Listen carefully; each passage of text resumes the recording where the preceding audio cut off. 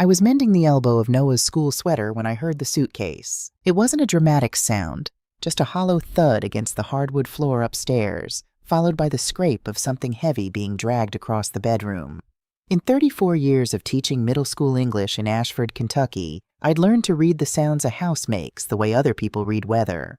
A slammed door means anger that will pass. Silence after dinner means something is being held back.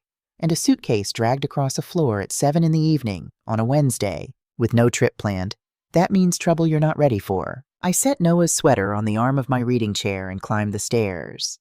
The house on Birchwood Lane was old. A 2-story craftsman built in the 1940s with creaking steps and radiators that knocked and hissed through winter nights like a living thing. I'd bought it with my late husband Gerald 31 years ago, raised Ryan in its rooms, and then, after Elise died bringing Noah into the world, I had raised my grandson here too. The walls held more history than I sometimes knew what to do with. Ryan's bedroom door stood wide open. He was moving the way people move when they're trying not to think about what they're doing. Fast, mechanical, stripping the decision of any emotion before it can take root. His black canvas travel bag sat open on the unmade bed, already half filled. Shirts balled up instead of folded. A belt coiled on top of a pair of jeans. His work laptop open beside the bag. 3 or 4 browser windows lit up on the screen, though he angled the screen away before I could see clearly. "Going somewhere?" I asked from the doorway. "Business trip." He didn't look up. "Last-minute thing." Ryan worked IT support for a regional insurance company. In 6 years, they had never once sent him on a business trip. They barely asked him to drive to the satellite office across town. "How long?" I said. "Not sure yet." He opened his top dresser drawer and swept the contents into the bag. Not sorting, not choosing, just clearing. His elbow caught the framed photograph on the dresser corner and sent it spinning off onto the hardwood floor. The frame cracked against the baseboard.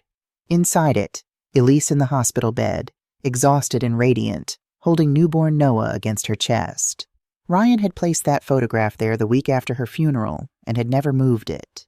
For 13 years, I had watched him touch the corner of that frame on his way out of the room at night, a habit so quiet and consistent it had become part of the architecture of our household, like the creak on the 4th stair or the way the kitchen door stuck in August humidity. He stepped over the broken frame without pausing. My chest tightened. I moved into the room. "Ryan, stop. Look at me." He finally turned, and what I saw in his face was worse than anger. There was no conflict there, no guilt simmering beneath the surface, just a flat, finished quality, like a man who had already had every argument with himself and closed the book on it. "I'm leaving, Mom." "Leaving for where? For how long?" "Leaving." He zipped the bag with a sound like a sentence ending. "I should have done this a long time ago. I need to breathe. I need to live my own life." 13 years of carrying this family settled somewhere behind my sternum like a stone. 13 years of packing school lunches and attending parent-teacher conferences while Ryan worked late or sat in front of his computer screen until 2 in the morning. 13 years of being, in every practical sense, Noah's parent, because Ryan had loved his son in the distant glass-walled way of a man who had never fully recovered from losing his wife. I had never resented it. I want to be clear about that. I had chosen it every single morning because Noah needed someone to choose him. "What about Noah?" I said. Ryan lifted the bag off the bed. "He's better off with you. He always has been." He said it without cruelty, which somehow made it worse, the casual delivery of something that should have required enormous effort to say. "You've been his real parent since day one. Now it's just official." I followed him out of the room, down the hallway to the top of the stairs. "Whatever's happening," I said, "we can work through it together, as a family. Whatever you're running toward, or away from, we can talk about it." He shrugged off my hand on his arm the way you'd shake off a cobweb. "There is no family, Mom. There's you and Noah, and me paying the bills so you can play house. Well," he started down the stairs, the bag bumping against each step. "Now you'll have to figure that part out yourselves." The ice that moved through me then wasn't fear exactly. It was the specific cold of understanding something you've been not quite knowing for a very long time. "What does that mean, Ryan?" "Figure it out how." But he was already in the living room. Noah was sitting at the writing desk doing his algebra homework, the same desk where I had graded essays for 3 decades, repurposed now into a homework station with a pencil cup shaped like an owl and a stack of library books held in place by a smooth riverstone he'd found on a camping trip 2 summers ago. He looked up when his father entered the room, taking in the bag, my expression, and the general temperature of the moment with those quiet brown eyes of his. Elise's eyes. In Ryan's face, carrying a thoughtfulness that had always seemed to belong to someone older. "Going somewhere, Dad?" Ryan stopped at the front door, for just a moment, and I watched carefully, because I am a woman who has watched people her entire life. I thought I saw something move across his face. Not regret exactly, more like the ghost of who he used to be, surfacing briefly before being pushed back under. "I need some time away, Bud. Grandma's going to take care of you." "For how long?" "I don't know yet." Noah nodded once, slowly, the way he processed information, storing it, filing it, making no external drama of it. "Okay," he said. That single word broke something in me that I'm not sure ever fully healed. No crying, no pleading, no throwing his arms around his father's waist the way children do in movies. Just okay, as if he had been quietly preparing for this particular answer for longer than any of us knew. Ryan opened the front door and October came into the house, cold and smelling of wet leaves and wood smoke from somewhere down the street. He looked at Noah one more time. "I'll call when I'm settled." "Where are you going?" I asked. "Somewhere I can breathe again." The door closed behind him with a soft, decisive click. Through the front window, I watched him load his bag into the silver Honda, back out of the driveway without looking at the house, and drive away down Birchwood Lane until his taillights disappeared around the corner. The grandfather clock in the hallway ticked. The radiator knocked twice and went quiet. Noah and I stood in the living room in the particular silence that follows when something that has been impending for a long time finally lands. "Is he coming back?" Noah asked. I had been a teacher long enough to know that children deserve honest answers, even when honest answers are hard, smart children especially, and Noah was one of the smartest people I had ever known, regardless of age. "I don't think so, sweetheart." He looked at me for a moment, and I waited for the grief to come, the way it had come for me already, somewhere in the chest, heavy and shapeless. Instead, Noah closed his algebra textbook with careful, deliberate precision. He stacked it neatly with his other books, squared the corners, set his pencil in the owl cup. Then he looked at me with an expression I had never seen on his young face before. Not bravado, not false comfort. Something quieter and more serious than either. The expression of someone who has already thought several steps ahead and knows what needs to be done next. "Grandma," he said, "don't worry. I'll handle this."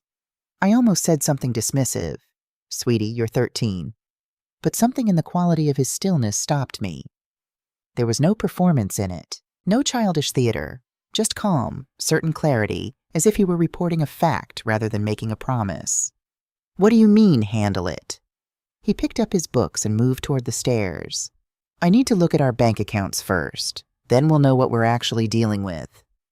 And then he was gone, up the stairs, door closing softly behind him, and I was left alone in the living room with the ticking clock and the cold draft still threading through the gap under the front door where Ryan had walked out. I did not sleep that night. I lay in my bed and stared at the ceiling and did what people do at 3 in the morning when their world has shifted. I replayed every moment of the past several months, looking for the things I had chosen not to see. The way Ryan had started closing his laptop whenever someone entered the room. The private phone calls taken in the backyard, voice low, always ending before he came inside. The Saturday afternoons he said he was going to the hardware store and came back 2 hours later with nothing in his hands. The credit card statement I'd glimpsed on the kitchen counter one afternoon, an unfamiliar account number, a downtown restaurant, a charge I didn't recognize, that Ryan had folded and pocketed before I could look more closely. I had not looked more closely. That was the thing I lay awake with. Around midnight, I heard it. The soft, steady percussion of typing coming from Noah's room. Not the loose, distracted typing of a teenager on his phone. Purposeful, rhythmic, focused. I put on my robe and went down the hall. "Mason, it's past—" I stopped myself. An old habit, a name that didn't belong. "Noah. Sweetheart, it's after midnight." "Come in, Grandma." He was sitting at his desk, fully dressed. Still in his school clothes, I realized he hadn't even changed. Surrounded by papers. Printed pages covered in numbers and text, organized into loose piles with the methodical tidiness that was distinctly, recognizably his. His laptop screen glowed with multiple open windows that I couldn't begin to make sense of. "What are you doing?" "Research." He gestured to the papers without looking up from the screen. "I've been going through Dad's digital footprints. It took me a few hours to piece it all together." I moved closer, and even before I understood what I was looking at, the numbers on those pages reached into my chest and squeezed. Bank statements, credit reports, pages of email printouts, all with our family name at the top. "Noah, where did you get these?" "Dad's not careful with his passwords. He said it the way you'd note that someone doesn't lock their car. Matter of fact. A simple observation of the world. He uses the same one for everything. Elise 2011, the year they got married. The year they got married.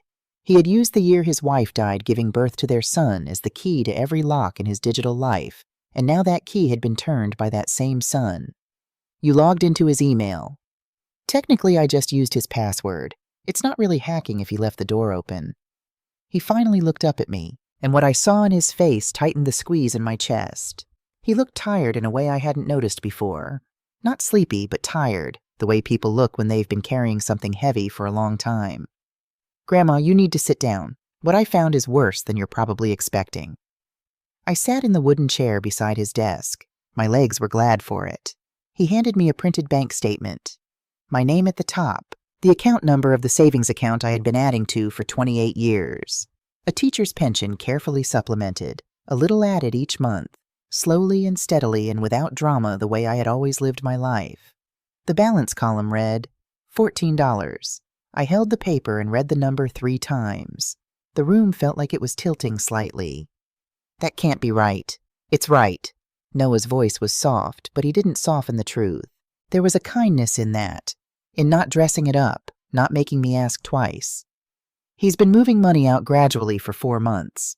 Small enough amounts each time that it wouldn't trigger an automatic alert. 40 withdrawals, Grandma. He planned it." My hands were shaking now. I made them stop. "The college fund.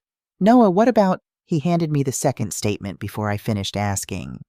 "The education savings account, the one I had opened when Noah was 3 weeks old, depositing $50 that first month because it was all I could spare, and adding to it every single month since, without exception, showed a balance of 0.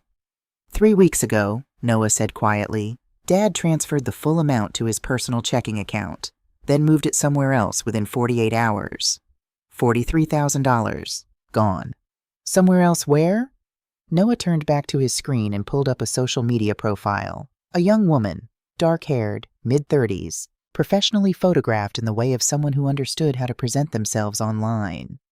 Vacation photos, a banner image of a mountain sunrise, a bio that read Financial Freedom Advisor, living intentionally. Her name is Stephanie Ward. She works at Hartwell Wealth Management on Clement Street. She's been with Dad for at least 7 months. I found the first contact in his email from March. He clicked to another document. My eyes caught words before my brain caught up to them. Loan application, identity verification, social security number, date of birth. She helped him open new accounts, move the money through multiple transfers to make it harder to trace, and apply for loans using your information. Noah's jaw tightened in a way that looked too old for his face. "A $30,000 personal loan in your name, Grandma. Your name and your social security number."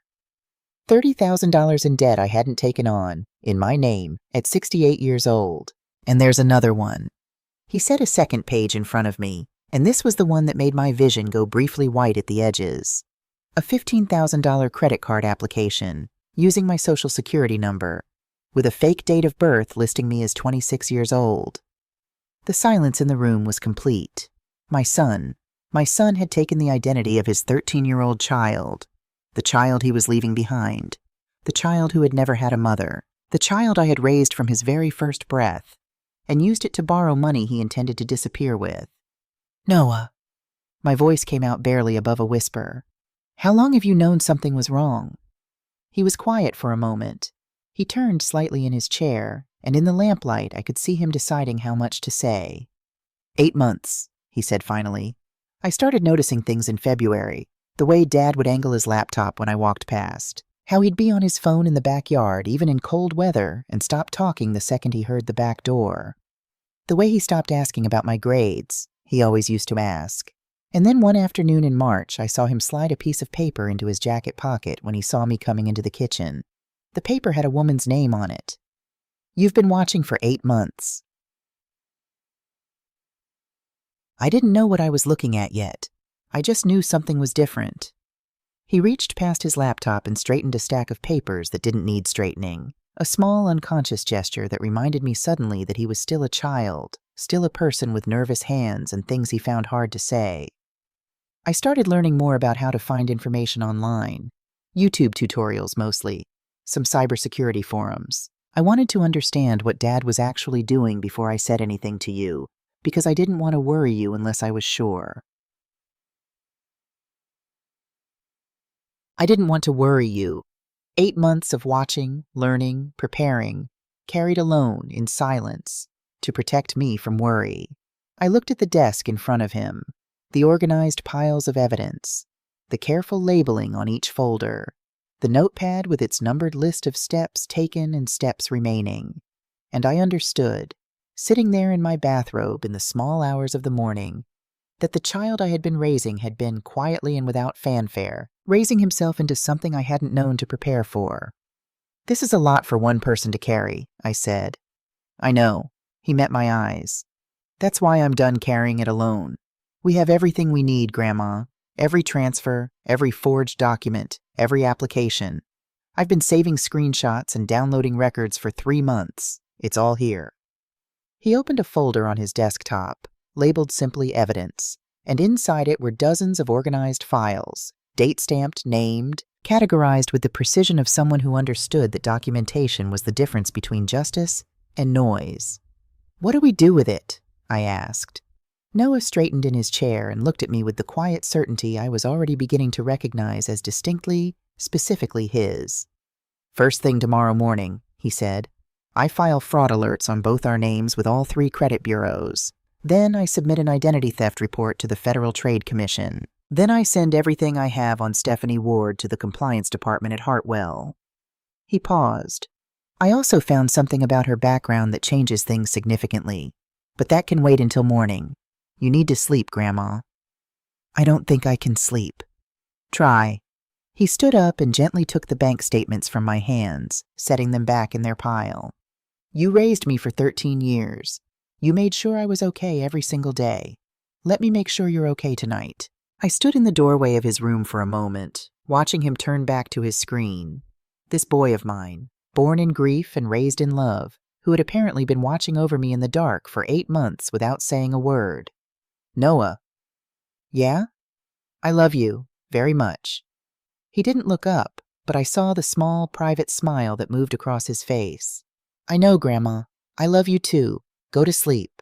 I went back to my room. I did not sleep, but I lay in the dark, and for the first time since I'd heard that suitcase hit the floor, I felt something other than cold, vertiginous fear. I felt improbably the first faint edge of hope, coming not from any certainty about what tomorrow would bring, but from the simple, extraordinary fact of who was in the room down the hall. My grandson, still in his school clothes at 1 a.m, fighting for us, for 1/2 second of pure, unguarded consciousness, that window before memory catches up with the body. I thought it was an ordinary Thursday morning. Then it all landed at once, the way grief does, not gradually, but as a single complete weight, and I lay still for a moment under the quilts Gerald's mother had sewn, breathing through it. Then I got up, because that is what you do. Noah was already in the kitchen, fully dressed in his school clothes, hair combed, 2 plates set on the small breakfast table with the careful symmetry of someone who understands that order is a form of kindness. Scrambled eggs on both plates, slightly overdone the way I'd always made them, and he'd spent years pretending to prefer. 2 glasses of orange juice, the coffee maker finishing its last few drips. "You cooked breakfast," I said. "We need our strength today." He poured juice into my glass without looking up. "Sit down, Grandma. I have some things to walk you through." I sat. He set a manila folder on the table beside his plate, but didn't open it yet. Waited until I had taken a sip of coffee, until I seemed present enough to receive what was coming. That small patience, that reading of a room, moved through me with an ache I couldn't name. "I filed the fraud alerts last night before I went to sleep," he said. "All 3 credit bureaus, Equifax, Experian, TransUnion, both our names. Anyone trying to open new credit using our information will hit a wall now." He opened the folder to the first page. "This morning before school, I need to submit the identity theft report to the FTC and send the initial complaint to the State Banking Commission about the fraudulent loans. Before school. I have first period free on Thursdays. It's enough time." He looked up. "But there's something else I found last night after you went to bed. Something bigger." He turned to the second section of the folder and slid a printed document across the table toward me. It looked like a court record, formatted in the dry, dense way of official legal documents, with case numbers and filing dates and the name of an Ohio district court at the top. I read the name printed midway down the first page. Stephanie Ann Ward. "Before she came to Ashford," Noah said, "Stephanie worked at a firm called Premier Capital Group in Toledo. She was arrested in 2019 for embezzlement and unauthorized access to client investment accounts. The case was pled down. She agreed to pay partial restitution and resign. No prison time. The firm didn't want the publicity of a trial, so they took the settlement and let her go." I set my coffee mug down carefully. "And Hartwell hired her anyway. They didn't check properly, or they checked and the expunged record didn't show clearly. Either way, she moved here, rebuilt her credentials, and got hired as a senior wealth advisor." Noah turned to the next page. "But here's what's important, Grandma." She didn't stop. He laid out more documents, account statements, transfer records, portfolio summaries with columns of numbers that told a story even I could follow once I understood what I was looking at. Money going in, money going out through indirect channels, replaced on paper by fabricated investment losses and manufactured market reports that clients received in their monthly statements. "I've identified 14 clients at Hartwell she's been stealing from," Noah said. "All of them over the age of 65, all of them receiving falsified statements every month showing normal account activity." He paused. "They don't know their money is gone, Grandma. They think everything is fine." I pushed my plate aside. The eggs had gone cold anyway. 14 people. 14 households waking up this morning, drinking their coffee, trusting their futures to a woman who had already quietly emptied them. "And your father," I said. It was not a question. Noah's jaw tightened. That same expression from the night before, too controlled for his age, too old for his face. "Dad knew. Not about everything at first, I think. But he knew enough. He knew she had a history." He turned to a section of printed emails, and even without reading the specific words, I could see from the formatting that these were exchanges between Ryan and Stephanie, informal, the shorthand of people who trusted each other completely, discussing account movements in language that tried to sound routine but wasn't. He helped her create false documentation, fake loss reports to explain discrepancies. He set up shell email accounts she could use to send clients fake statements without it tracing back to Hartwell's servers. Noah looked at me directly. He identified which clients had the largest accounts and the least family involvement. He helped her choose who to take the most from. The kitchen was very quiet. I have stood in front of classrooms for 34 years. I have called parents to deliver news about their children that no parent wants to hear. I have sat with students in crisis, with colleagues in grief, with my own son in the terrible hollow weeks after Elise died and helped him hold a shape when he had no shape left. I know how to absorb hard things without crumbling in front of someone who needs me to be steady. But this, my son choosing the most vulnerable people he could find and helping drain their lives quietly, month by month, while they slept and watched television and trusted the numbers on the pages that arrived in their mailboxes. This required a moment. I took it. Then I said, "Show me who they are."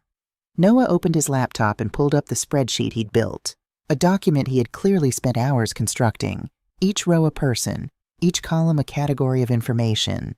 Name, age, estimated loss, account type, whether they had family regularly in contact.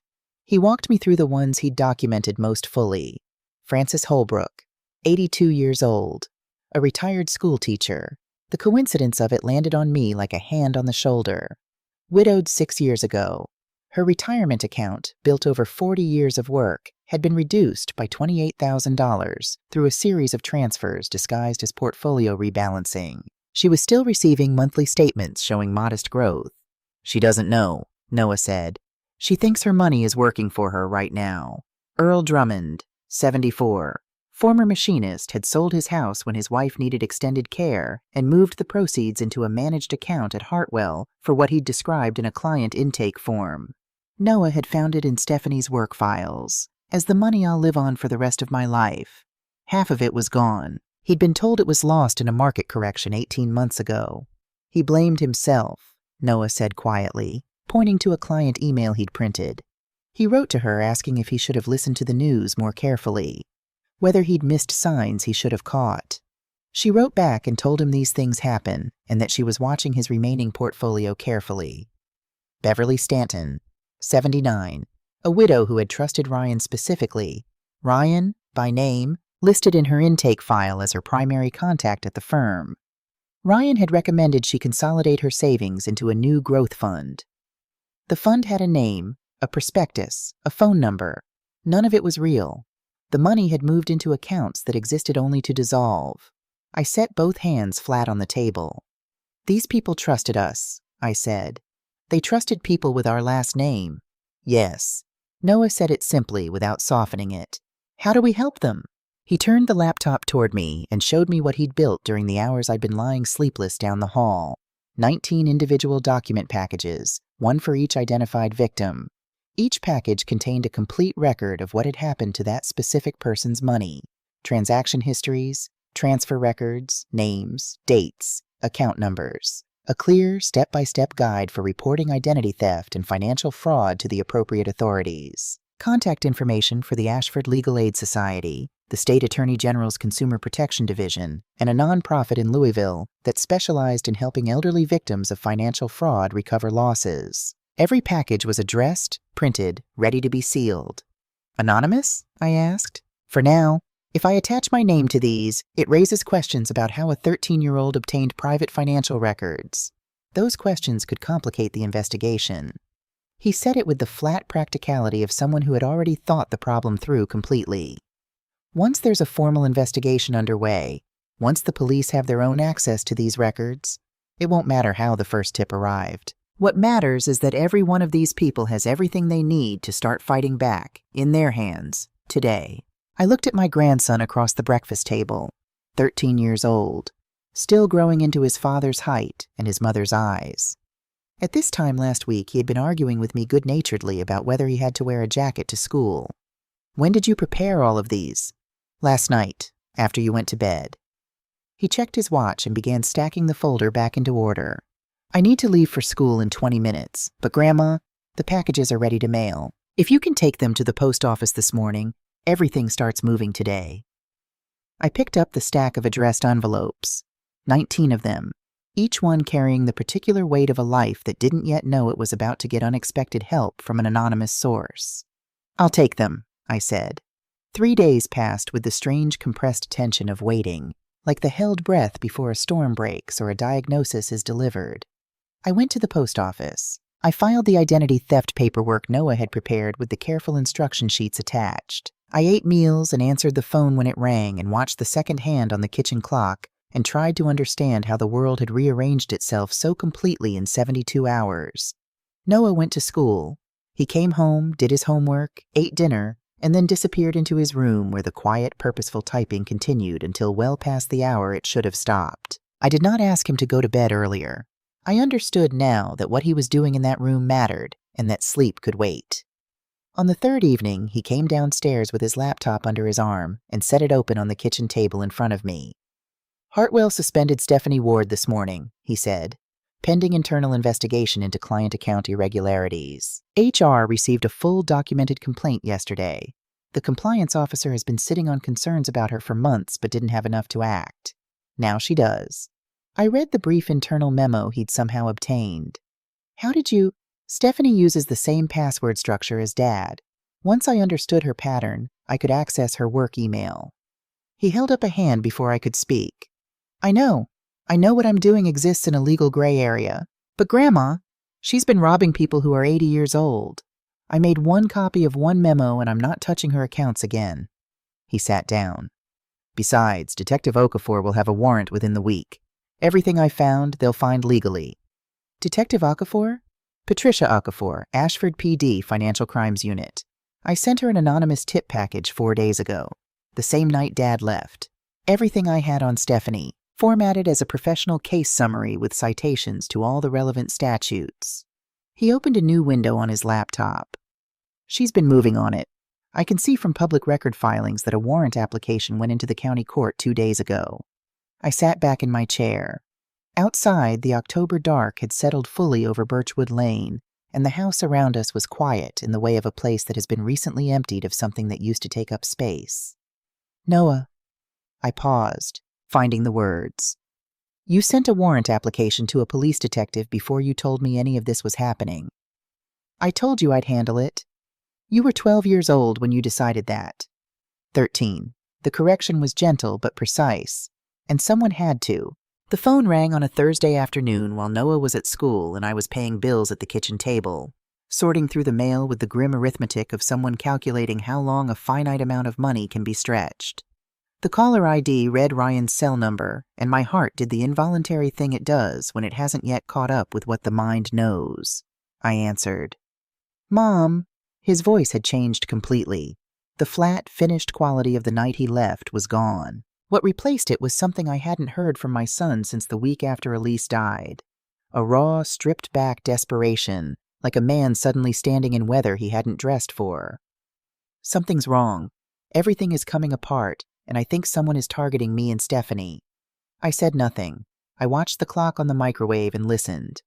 My bank accounts are frozen.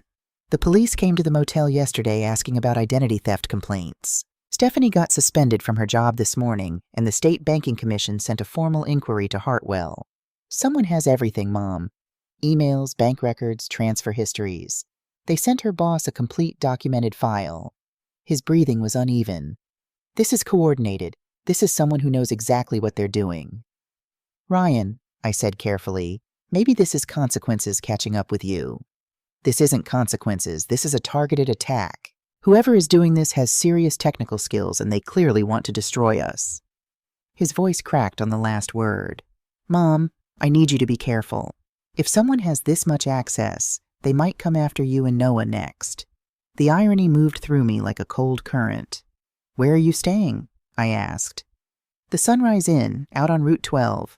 Stephanie and I have been paying cash because our cards keep getting declined. The apartment we were going to rent in Nashville, he stopped. Nashville, so that had been the destination.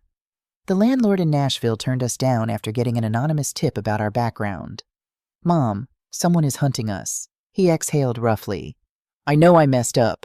I know I hurt you and Noah. But what Stephanie and I did, it's not as serious as they're making it sound. We were going to pay everything back.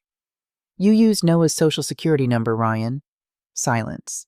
You took his identity. He's 13 years old. You borrowed money against your own child's future to run away with a woman who was stealing from elderly people.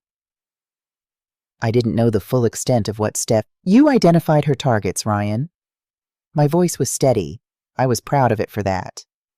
The police will find emails where you told her which clients to prioritize based on their account balances and how much family contact they had.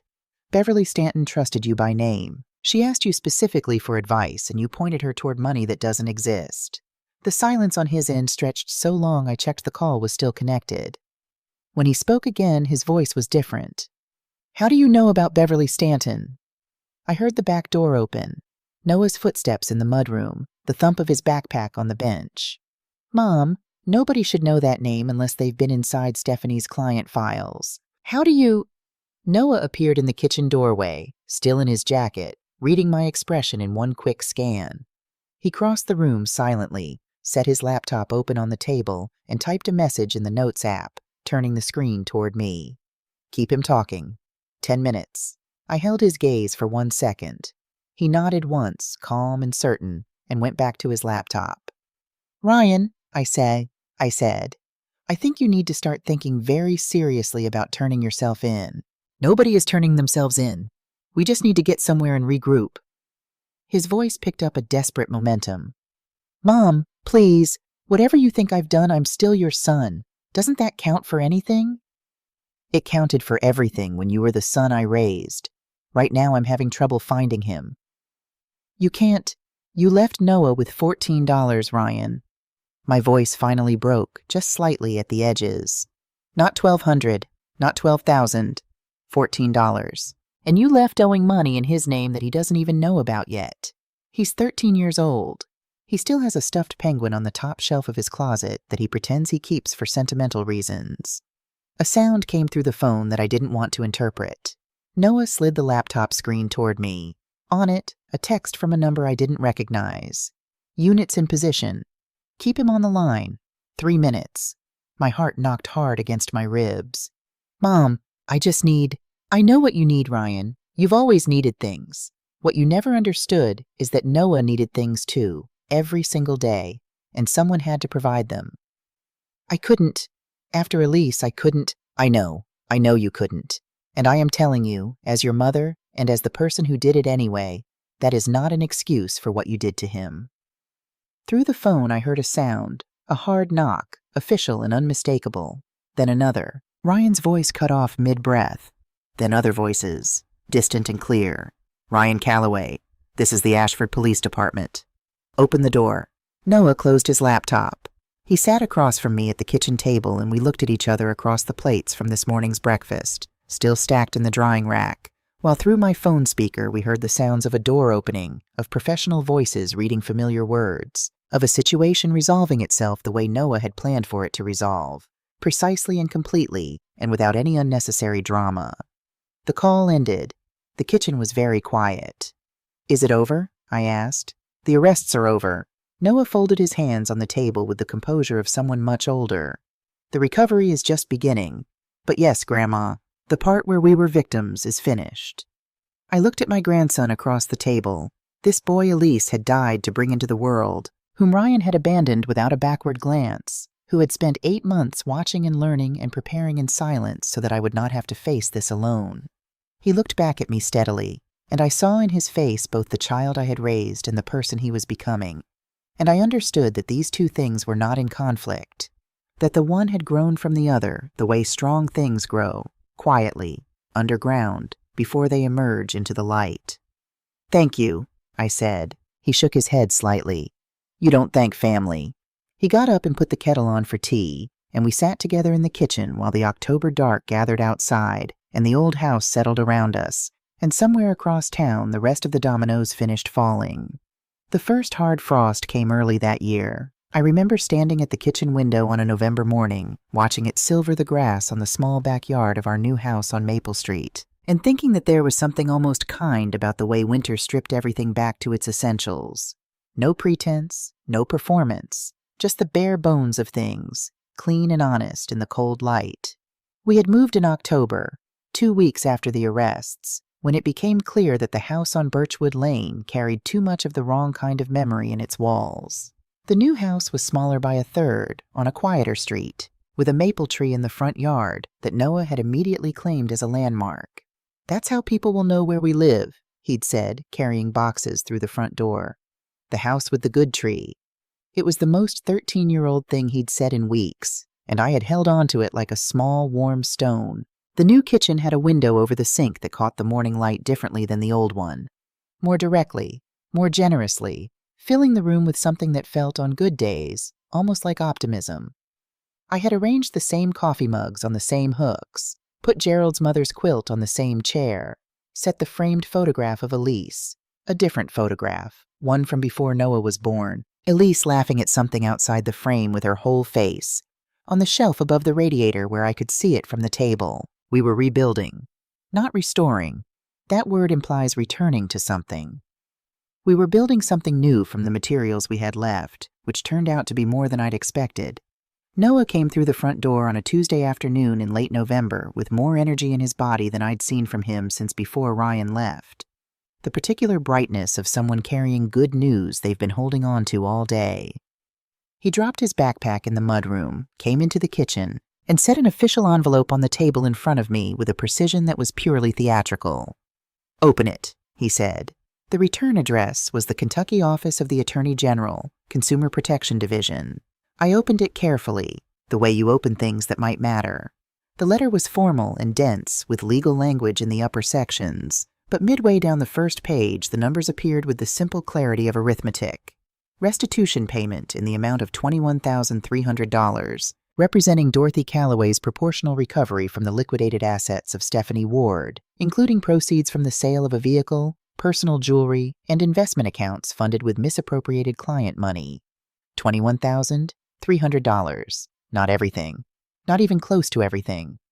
But the number I had written on Noah's original college fund account when I opened it, the number I had told myself was the floor, the minimum, the starting point from which we would build, was $20,000. We were above the floor. I set the letter down on the table, and I did something I had not done in front of Noah since the night Ryan walked out the door. I cried. Not the contained, private crying of someone managing themselves. The real kind. The involuntary kind. The kind that comes from somewhere below decision. Noah sat down beside me and didn't say anything. Didn't offer solutions or silver linings or any of the reasonable, intelligent observations I'd learned to expect from him. He just sat close enough that our shoulders were touching and let me cry and waited. When I was done, he passed me a paper towel from the holder on the table. Practical, unadorned, and I almost laughed. "The other families?" I asked when I could. He opened his laptop, which had materialized on the table as if by habit. Francis Holbrook received $22,000 in restitution last week. Earl Drummond got his full amount back. They recovered it before it cleared the final transfer. He scrolled down his spreadsheet. 14 of the 19 families are receiving something. Most of them not everything, but something. The ones who got the anonymous packages early had more time to work with their lawyers before assets could be moved further. 14 families, sitting in their kitchens right now, opening letters of their own. Old hands unfolding paper, eyes moving over numbers, understanding slowly that something they'd given up for lost was coming back. "And your father?" Noah closed the laptop gently. 4 years in federal prison. He pled guilty on 3 counts: identity theft, wire fraud, and conspiracy to commit embezzlement. His lawyer negotiated down from a longer exposure. He was quiet for a moment. He could be out in 3 with good behavior. 3 years. Ryan would be 41. Noah would be 16. Almost 17. I thought about what it would mean for Noah to be 16 when his father got out of prison, and found I couldn't think about it clearly enough to draw conclusions. It was too far ahead, in a future that would be shaped by things I couldn't predict. "How do you feel about it?" I asked. I always asked. It seemed important to keep asking.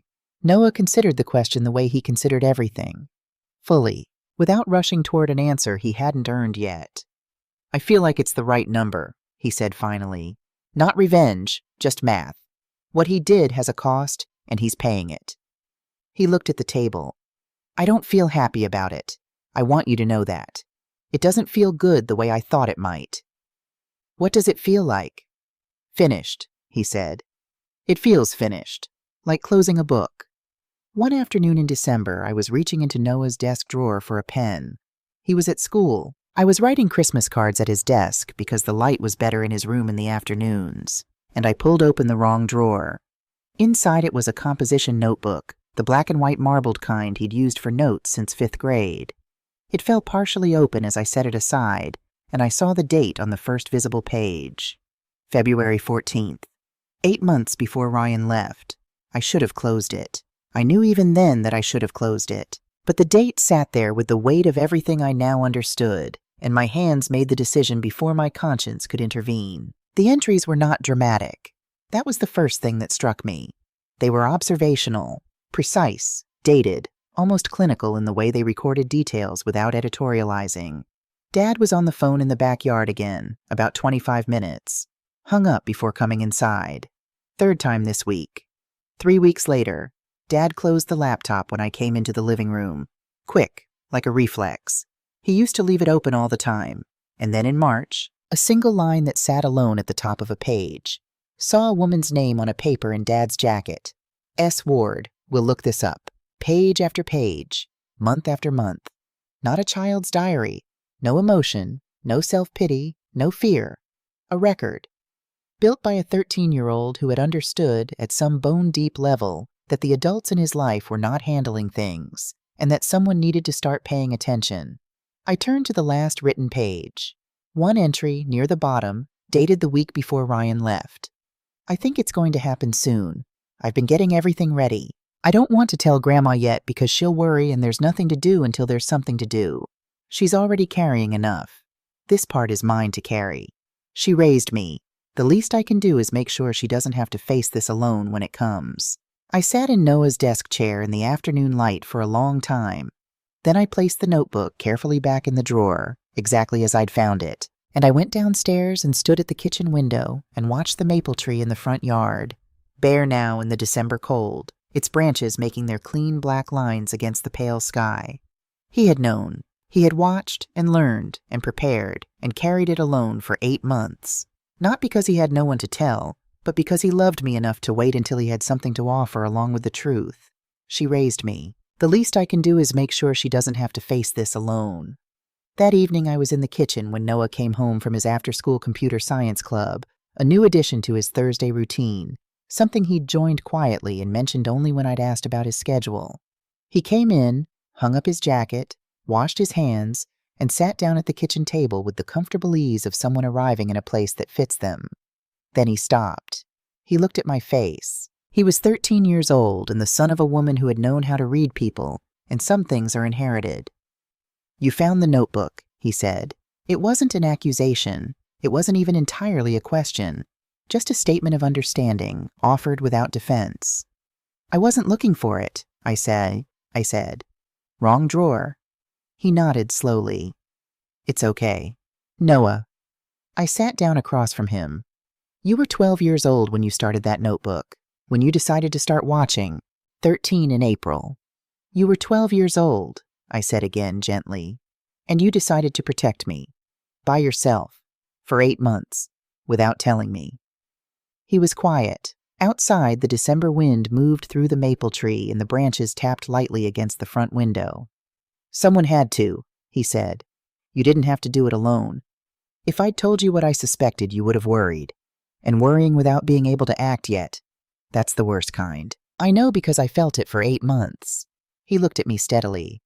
"I wanted to give you the truth and the solution at the same time, so you'd never have to hold just the problem by itself." I looked at my grandson across the kitchen table of our small new house on Maple Street, and I thought about Elise, who had been quiet in the same way, who had held things carefully, who had thought before she spoke, who had understood instinctively that words have weight and should be placed with care. "Your mother would have done the same thing," I said. Something shifted in his face, the careful composure softening just slightly at the edges. "Do you think so?" "I know so." He looked at the table for a moment. When he looked up, his eyes were bright but dry, still his mother's eyes, still carrying that quality of seeing clearly and bearing what they saw. "I miss her," he said. "I know that's strange because I never actually knew her, but I miss her anyway." "That's not strange at all," I said. "That's just love." I had been planning it for 2 weeks. The recipe was in Elise's handwriting in a small blue notebook she'd kept in the kitchen on Birchwood Lane, a collection of dishes she'd gathered from her mother, her grandmother, cooking shows she'd loved. I had kept the notebook without ever using it, the way you keep certain things, not because you're ready to use them, but because you're not ready to let them go. That night I made her slow-cooked beef stew. I had the recipe opened on the counter and I followed it exactly. Her notations in the margins, her small amendments, the way she'd written more thyme than it says next to the herbs, and underlined it twice. The kitchen filled slowly with a smell that I had not encountered in 13 years, and the specific grief of it was something I hadn't anticipated. How a smell could carry an entire person, could make someone present and absent simultaneously in a way that was almost unbearable and almost beautiful at the same time. Noah came downstairs at 6 o'clock and stopped in the kitchen doorway. He stood very still. I kept my back to him, kept stirring, gave him a moment with it, with the smell, with whatever it opened in him, with the particular silence of someone encountering something that belonged to a part of their history they couldn't directly remember, but had always carried. "That's," he stopped. "Your mother's recipe," I said, "from her notebook." I heard him cross the kitchen and sit down at the table. I didn't turn around yet. I gave him the privacy of his own face for another moment. "Why tonight?" His voice was very quiet. I set the spoon on the rest and turned. He was sitting with his hands folded on the table, and he looked, For the first time in months, maybe for the first time since Ryan left, young, genuinely, simply young. Not the careful, controlled competence that had carried us through the fall. Not the researcher, the investigator, the quiet architect of justice. Just a 13-year-old boy sitting in a kitchen that smelled like the mother he'd never gotten to know. "Because I found your notebook today," I said, "and I wanted you to know that the people we love don't disappear. They just change shape. They live in recipes and in the way you hold a pencil and in the particular way you read a room before you speak." I sat down across from him. "She's in you, Noah. She has been from the beginning." He looked at me for a long moment. Then, for the first time since October, his face came completely undone. Not crying, not breaking, but releasing, like a hand that has been holding something tightly for a very long time finally, carefully, opening. "I'm tired, Grandma," he said, not complaining, not asking for anything, just telling the truth. "I know, sweetheart." I reached across and covered both his hands with mine. "You can be tired now. You did everything. It's over, and you can rest." We ate her stew together as the December dark settled over Maple Street. The maple tree's bare branches moving gently against the window, the old radiator beginning its familiar knocking in the walls of the new house that was slowly, steadily becoming home. We didn't talk much. We didn't need to. I am writing this now from the chair by the front window, the one with Gerald's mother's quilt over the arm. Noah is upstairs. I can hear the occasional soft sound of typing, slower than it used to be, less urgent. He joined a robotics team in January. He got a 94 on his chemistry midterm. Last week he came home with a library book about constitutional law and left it on the kitchen table without comment, the way he leaves things he wants me to notice. He still runs his small website, Callaway Digital Safety, resources and guidance for families navigating financial fraud, entirely free. He helped 6 more families this winter. He does not talk about it much. It is simply part of what he does, like his homework and his Thursday club and the way he always remembers to ask how my knee is feeling when the cold sets in. The letter from Springfield Correctional is still on the shelf above the radiator. Ryan has written twice now. Both letters remain unopened. I am not ready. I may not ever be ready.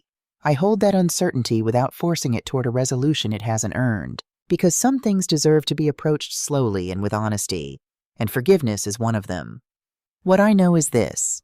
Ryan left believing he was abandoning 2 helpless people, a retired schoolteacher running out of money and a quiet boy who kept his feelings to himself. He thought he was escaping something that would simply fold behind him, close up, disappear. He did not know about the notebook. He did not know about the 8 months of watching and preparing and learning. He did not know that the boy he was leaving had spent the better part of a year making sure that when the worst came, we would not be standing in it alone and empty-handed. He did not know what he was leaving behind. That is, I think, the truest and saddest thing about all of it. Not the money, not the fraud, not even the betrayal. The truest and saddest thing is that Ryan Callaway looked at his son and saw someone to leave, and his son looked back at him and saw someone worth protecting, even from himself. Real love doesn't announce itself. It doesn't demand recognition or ask to be seen. It just keeps going, quietly, in the background, doing the work, showing up in notebooks and scrambled eggs and 19 anonymous envelopes and a bowl of stew made from a dead woman's recipe on a cold December night.